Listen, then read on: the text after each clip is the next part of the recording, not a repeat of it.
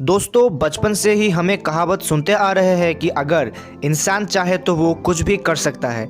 लेकिन क्या ये बात पूरी तरीके से सच है? क्या इंसान भविष्य में हर असंभव चीज़ को संभव बना पाएगा? क्या ऐसा भी दिन आएगा जिस दिन इंसान इस यूनिवर्स को पूरी तरीके से जान चुका होगा?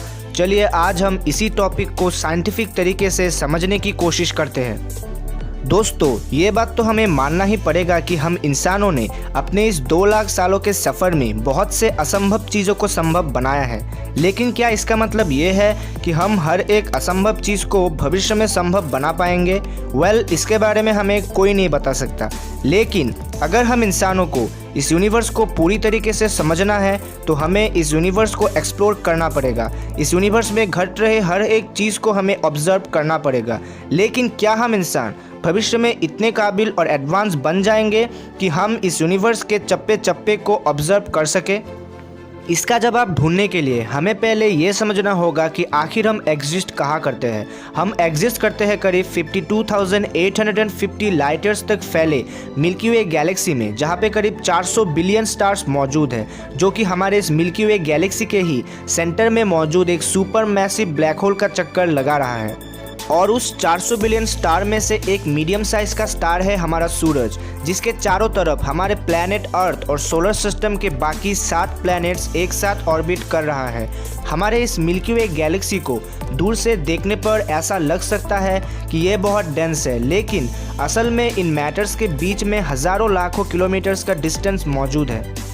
हमारे मिल्की वे गैलेक्सी की तरह 30 से लेके 50 छोटे बड़े गैलेक्सी जैसे कि M31, M33, M110, लियो 1 आदि गैलेक्सी एक साथ मिलके बना है हमारा लोकल ग्रुप ऑफ गैलेक्सी, जिसका नाम है M31 ग्रुप या फिर एंड्रोमेडा ग्रुप, जिसका रेडियस इसके ग्रेविटेशनल सेंटर से है करीब 5 मिलियन लाइट ईयर्स।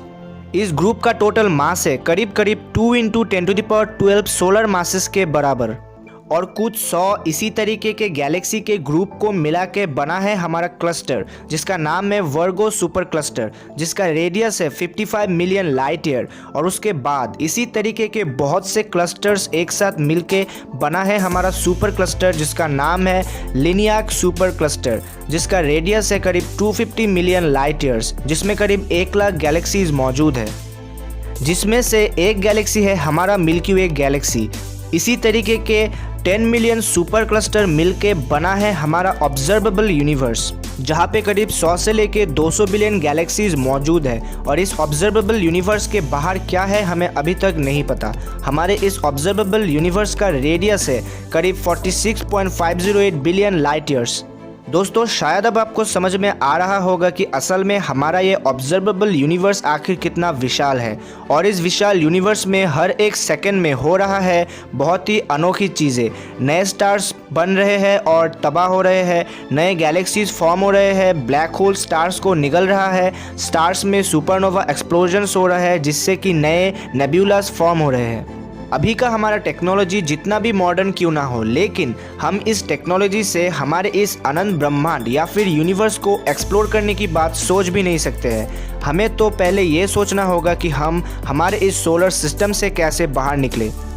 लेकिन दोस्तों एस्ट्रोनॉमर्स के मुताबिक हम इंसान फ्यूचर में इंटरस्टेलर ट्रैवल में कितना भी तरक्की क्यों ना कर ले, लेकिन फिर भी हम हमारे लोकल ग्रुप जो कि हमारे इस ऑब्जर्वेबल यूनिवर्स में सिर्फ 0.000000001% स्पेस ऑक्यूपाइड करता है, उससे निकल के किसी दूसरे गैलेक्सी के ग्रुप पे एंटर नहीं कर पाएंगे। इसका 2 कारण है। पहला यह है कि हर एक लोकल ग्रुप स्पेस में एक ग्रेविटेशनल पॉकेट में मौजूद है, जहाँ पे मैटर हाई ग्रेविटेशनल फोर्स से एक साथ बाउंड है, और इस हाई ग्रेविटेशनल फोर्स से निकल पाना हमारे लिए कभी भी संभव नहीं हो पाएगा। और दूसरा कारण है डार्क एनर्जी। डार्क एनर्जी दोस्तों एक तरीके का इनविजिबल एनर्जी है जो कि ग्रेविटी के ऑपोजिट काम करता है, और इस इनविजिबल एनर्जी के वजह से ये यूनिवर्स हर दिशा से लाइट के स्पीड से भी ज़्यादा तेज़ी से फैल रहा है। और इसी वजह से गैलेक्सी के ग्रुप्स जो कि एक दूसरे के साथ ग्रेविटेशनली बाउंड नहीं है, वो बहुत तेज़ी से एक दूसरे से दूर चले जा रहे हैं। इसी वजह से हम जितना भी कोशिश करेंगे उन तक पहुंचने की, वह हमसे उतने ही दूर चले जाएंगे। इसीलिए हमारा ग्रेविटेशनल पॉकेट ही हम इंसानों की लिमिट है, इससे आगे हम कभी भी नहीं जा पाएंगे। ये बात शायद हमारे लिए थोड़ा सा निराशाजनक है, लेकिन लोकल ग्रुप को एक दिन पूरी तरीके से एक्सप्लोर कर पाना भी हम इंसानों के लिए बहुत ही बड़ी बात साबित होगी, क्योंकि ये भी बहुत ही ज़्यादा विशाल है।